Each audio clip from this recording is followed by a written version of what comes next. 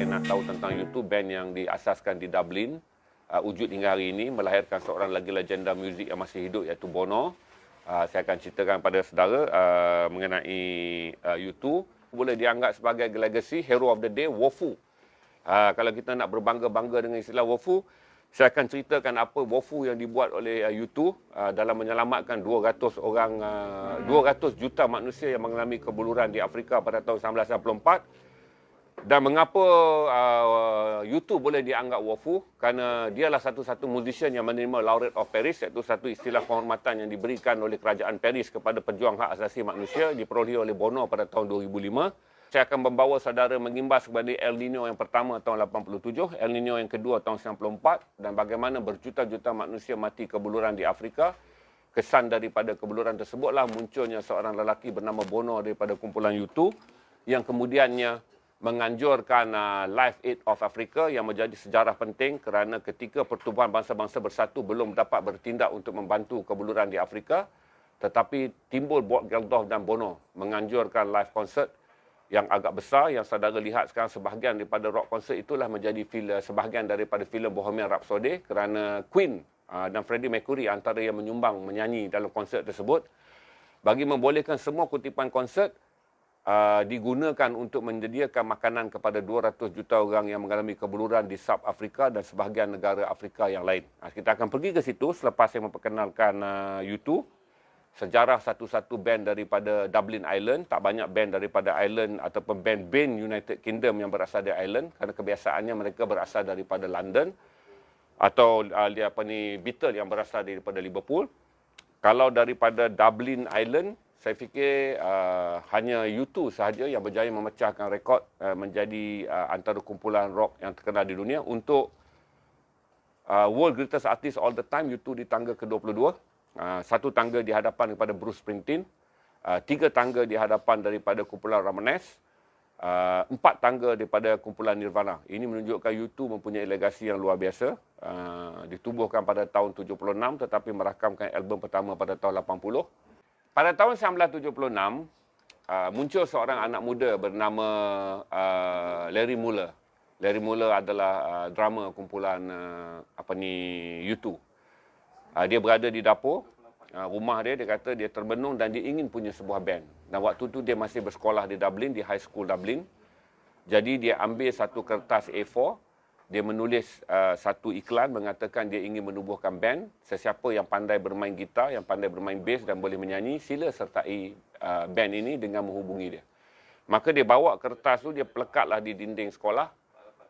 Dan 24 jam kemudian dia menerima 6 orang yang bermohon untuk menjadi band tersebut dan ke-6 bersama dengan beliau menubuhkan band U2 yang awal dengan nama Duke. U2 pada awalnya adalah sebuah band sekolah, rakan-rakan sekolah, semua datang daripada sekolah yang sama, berenam. Kemudian U2 bermain sebagai band remaja, iaitu kalau kira pada waktu itu Bono lahir pada tahun 60, jadi pada tahun 76 ketika iklan itu dinaikkan, Bono baru berusia 16 tahun, mula juga berusia 16 tahun. Band remaja, sama seperti mana kita anggap Beatles bermain di prom pada malam di mana McCartney melihat Lennon menyanyi dan McCartney membuat keputusan untuk meretak John Lennon. Mereka juga di dalam usia yang sangat muda, iaitu belasan tahun. Dan akhirnya formlah band tu dengan 6 orang. 6 orang iaitu Bono, juga Bono, Adam Clayton, Larry Mullen dan juga Bono, Adam Clayton, Larry Mullen dan DH. Okey, 4 orang. 2 daripada ini meninggalkan band tersebut kerana tidak gembira dan tidak sanggup menghadapi pelbagai cabaran, terutama apabila mereka pergi ke Amerika dan mereka gagal untuk mendapat tempat kerana apabila pergi ke Amerika sebagai band Irish, Dublin oriented, mereka diminta merakamkan muzik ala Alabama. Ini menyebabkan U2 merasa sangat marah dan mereka terbang balik ke British dan menganggap bahawa Amerika telah menghina mereka daripada sebuah band yang bermain punk rock tapi diminta merakamkan country blues di Alabama. Dan mereka balik dan akhirnya mereka mengubah nama daripada U2, daripada Duke menjadi U2 dan merakamkan album mereka sendiri yang pertama pada tahun 1980 berjudul Boy. Album tu so and so ya. Dan mereka merakamkan album pertama pada tahun 80 dan album kedua pada tahun 81 berjodol Oktober. Juga So and So. Tetapi apabila mereka merakamkan album yang menggambarkan idealisnya Bono dan The Edge, iaitu dua mentor ataupun dua kita panggil think tank di dalam kumpulan U2, walaupun Larry Muller yang mengasaskan U2, tetapi mentor ataupun brain ataupun kita panggil think tank di belakang U2 sebenarnya adalah Edge dan Bono. Akhirnya album ini meletup pada tahun 83 apabila War release, dia meletup dan Amerika mula mendengar dan menganggap wah ini adalah satu band yang unik dengan muzik punk rock yang moden dengan punk rock yang dianggap sebagai basis oriented, menyebabkan album mereka meletup. Tetapi mereka belum betul-betul mencapai tahap kemuncak adalah pada tahun 87, iaitu Tree of Joshua. Apabila album Tree of Joshua dirilis, album ini berjaya mendapat tempat di Billboard.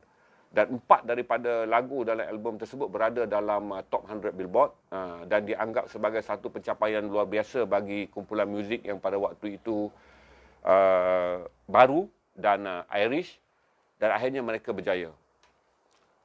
Tetapi apa yang menjadi lebih menarik adalah pada tahun 1994 apabila saudara kalau nak tahu bahawa kita tidak boleh memahami U2 tanpa memahami Bono.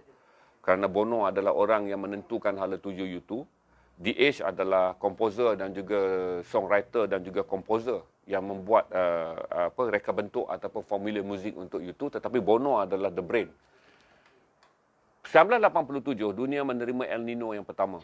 Dan El Nino ni walaupun dikesan di Sepanyol, tetapi wabaknya menjadi teruk apabila dia menyerang Afrika, menyebabkan tumbuhan di Afrika semua mati. Hasil tanaman Afrika pada tahun 1987 tidak dapat dituai.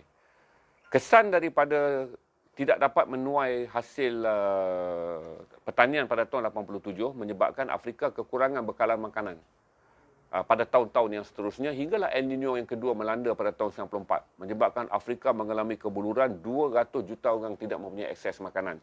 Saya cerita sikit nanti sebab saya juga berada di Afrika, iaitu di Ethiopia dan di Somaliland pada tahun 2004, melihat kebuluran di hadapan mata saya sendiri waktu saya menjadi wartawan dan membuat liputan untuk dokumentari.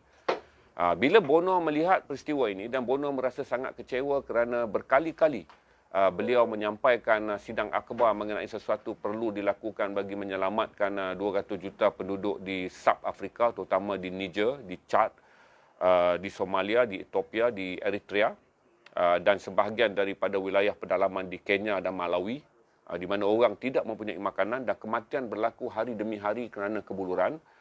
Akhirnya Bono berjumpa dengan Bob Geldof.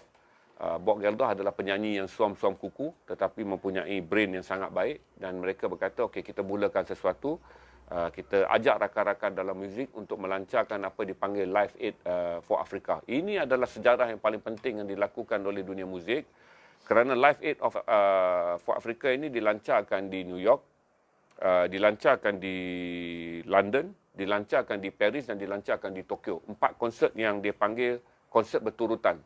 Habis saja di US, dia sambung di UK. Habis di UK, dia sambung di Paris. Habis di Paris, dia sambung di Japan. Ini konsert yang akhirnya menyampaikan kepada dunia bahawa sedang ada 200 juta manusia yang mati setiap hari. Saya jelaskan kepada saudara, pada waktu itu kadar kematian lebih kurang dalam 500,000 setiap bulan. Berarti di 6 negara yang dilanda kebuluran itu kematian berlaku setiap hari. Pada saya pergi tahun 2004 pun, kebuluran waktu itu di sempadan antara Somalia dan Ethiopia pun, kebuluran itu menyebabkan mati setiap hari. Ada 2 juta pelarian datang. Setiap hari kanak-kanak mati. Mati kerana tidak mempunyai makanan. Kalau saudara boleh Google artikel Living with Hunger, dokumentari di YouTube ada Living with Hunger, saudara dapat melihat seorang wartawan daripada Sierra Leone bernama Sese Somera. Dia merakamkan perjalanan dia bersama dengan mangsa kebuluran. Dia sendiri sebagai wartawannya kebuluran.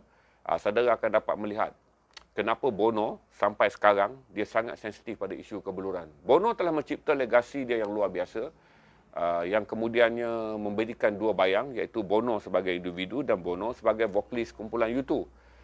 Bono dianggap pernah dijemput beberapa kali, bukan sekali tetapi beberapa kali menyampaikan ucapan di United Nations kerana dia dianggap sebagai seseorang yang boleh mempengaruhi pemimpin dunia untuk membuat keputusan mengenai hal-hal kemanusiaan. Ini menjadikan Bono sangat luar biasa, dan akhirnya pada tahun 2005, Bono menerima Laureate of Paris Laureate of Paris adalah satu pengiktirafan kerajaan Perancis yang diberi kepada tokoh yang sangat berpengaruh dalam agenda dunia dan Bono menerimanya. Bono dan Bob Geldof pernah dicalonkan untuk Nobel Prize 2010 tetapi tidak memenanginya kerana pada tahun tersebut yang memenanginya adalah Yasser Arafat dan Yitzhak Rabin, kerana tahun tersebut kalau nak dibandingkan antara kempen Bono untuk tujuan kebeluran dan perjanjian damai yang dipromosi oleh Yasser Arafat dan juga Yitzhak Rabin di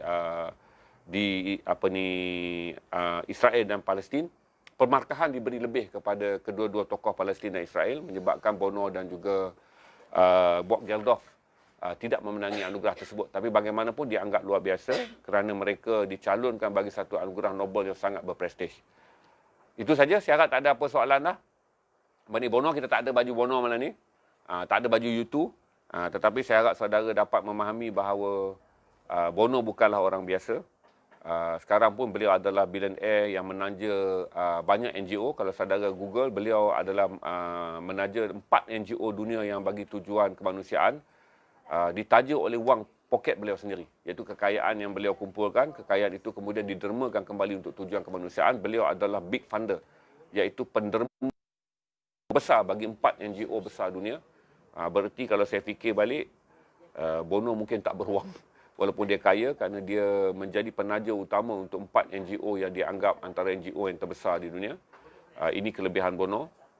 Dilahirkan kacak, kreatif, dilahirkan sebagai berpengaruh, bijak bercakap, dilahirkan dengan muziknya yang unik, teknik nyanyiannya yang luar biasa, dan akhirnya saya fikir tidak ada orang Irish yang paling berpengaruh di dunia melainkan Bono. Okey, habis untuk bahagian discussion tutorial kita akan pergi kepada jualan. Ada orang dah mula tanya barang? Belum? Okey, selalu bila ini pendek dia tutorial ni, hari ni tak panjang, saya cerita pasal Bono aja. Itu cerita tentang seorang yang saya anggap menjadikan muzik untuk mengubah dunia. Tak ramai orang dapat menggunakan muzik untuk mengubah dunia. Cabaran untuk kita.